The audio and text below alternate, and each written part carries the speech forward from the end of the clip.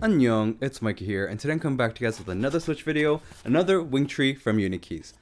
Really curious how this one's also going to be, and we have a lot more Wingtree coming as well as a lot of different other Switches, so please make sure to like and subscribe if you want to catch every single Switch video. I also do live streaming every Friday at 5 PM PST. You can come check it out and ask or request different boards to hear Switches in, because I can't do everything in one video or it's just going to be too long for you guys, so I'd love for you guys to come hang out and even request different Switches and different boards. But please, make sure to like and subscribe, and let's get straight into this sound test. Introducing to you the KM16 by Wingtree, which you can get on Unikeys, and you can save 7% if you use code Mikey. Now we're going to have to see how this sounds, but I think it's going to be more on the poppy side. Let's go hear sound test.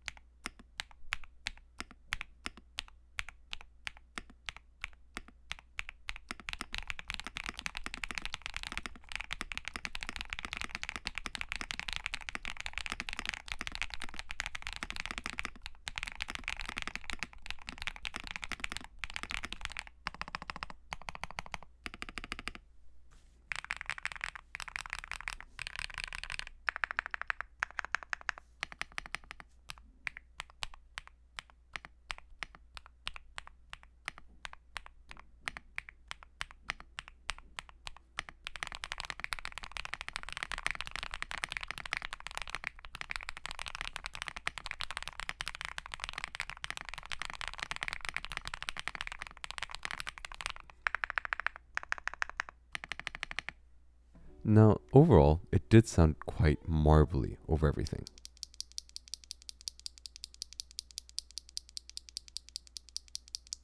Like, I would say that it really provided a decent clack and more of like a marbly sound. So it really sounded like when a rock hits a marble kind of feel. So that's the type of sound that I was getting from these switches.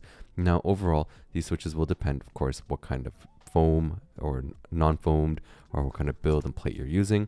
But we're giving you guys as much as we can in terms of the sound, so you can have an idea what you're going to be having to hear when you get these switches. Now we're going to start off with 18 millimeters and go down to 14.4, which is going to be a 3.5 millimeter travel. Now we're going to still try again with the measurements, because overall it said that it's supposed to be 3.3 millimeters, but we're looking more around the 3.4 to 3.5 millimeter travel distance, which honestly I prefer a longer travel than a shorter one. But this is what you're going to be looking at. And this overall is a long pole stem, so that's why you're going to be looking at getting a little bit more of a punch once the stem hits the bottom. Now let's open this up to take a look at what we're looking at for everything on the switch. I couldn't open it the first time, but here we are getting it open perfectly fine. So let's put apart the whole switch, from the housing to the stem to the springs, and go through each one to see what we're looking at with this specific switch. So first of all, this is the top housing. The top housing material is PC, which kind of makes sense in terms of like the specific plastic sound that happens, and a little bit more of like the clack that I'm getting with this switch. That I usually find that PC housing on the top kind of provides a little bit more of that plastic sound. Now on the bottom housing, we're looking at PA66. So it's like a nylon blend, and I actually don't mind this with the switch. It does have a very nice bottom out, and it allows you to have like a very strong sound at the end. It also has a slightly lubed leaf. So as you can see that the leaf contact points are slightly lubed, and you also get a light diffuser, which is going to be nice if you do like your RGB, which we will test a little bit later.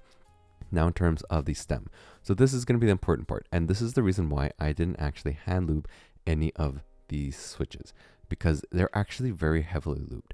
I found that Wingtrees in general, most of the time, especially the new ones, are coming out with a lot more stock lubing, which means that you don't really have to lube these switches or clean them off yourselves.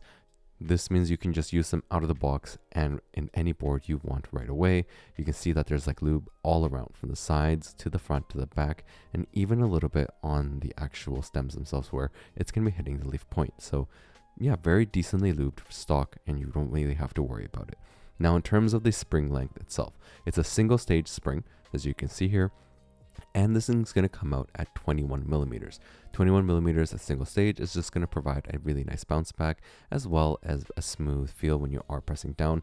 And interestingly enough, I didn't really feel too much of an actuation bump in terms of a linear switch. So sometimes with linear switches, depending on how heavy these springs are, you can actually get a little bit of more of a top out actuation bump that actually feels like you have to press a little bit harder, and you get that feel at the top end, which we will look over at as well. Now in terms of the decibels, this is the way that I show you guys how you can see how loud something is and really kind of get an idea in the real world what this is going to be like, because sound tests on YouTube aren't going to be as accurate as you actually want it to be. Now this thing is averaging around the 66 decibels.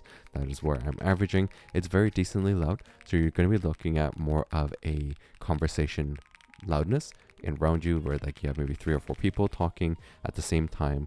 That's the kind of decibels you're looking at. Now in terms of the actuation I was talking about, so as you can see here, it's very light. So at the top end, when you are pressing down, you're definitely going to be able to easily press down. So even if you rest your fingers on it, it will get pressed a little bit, and overall you're not going to get that heavy actuation feel like some other linear switches out there. So it does have a very light feel, and it does have a light typing feel because of the 45 grams. Some people might think it's not super light. They might be using something even lighter, but for myself, I find these are on the lighter side.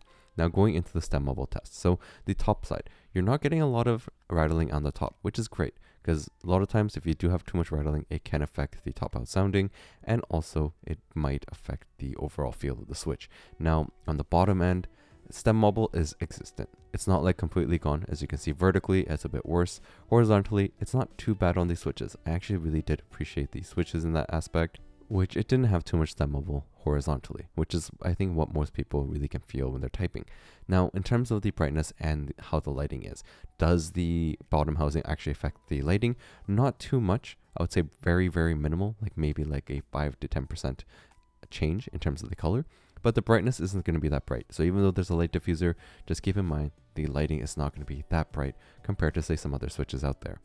So now going into the actual spreadsheet that we usually use, which by the way, you can get access to this if you join my Discord, which will be in the description below. And that way you can actually look at this and really see which switches you want. Now, as you can see here, this is going to be more on the Poppy Marbly side. So comparing it with like the 277 I did recently or the Guns N' Roses, this thing is going to be sitting a little bit higher than the Guns N' Roses. I feel like in terms of the sound, overall, it really does have a very nice marbly sound that you guys will enjoy. Now, I do hope this video helps you guys to see whether or not the KM16 is a switch for you. And I'd love for you guys to come join the Discord and, of course, come join the live streams so you can just ask and see whether or not this switch is good in some other boards if I own it. Of course, if I don't own it, I can't give you guys a sound test, but I'll try to do my best to really accommodate whatever you guys are asking for. Now, save some money by using my code Mikey at 7% discount from Unikeys. And, of course, check out the other videos I got, and I'll have to catch you guys next time.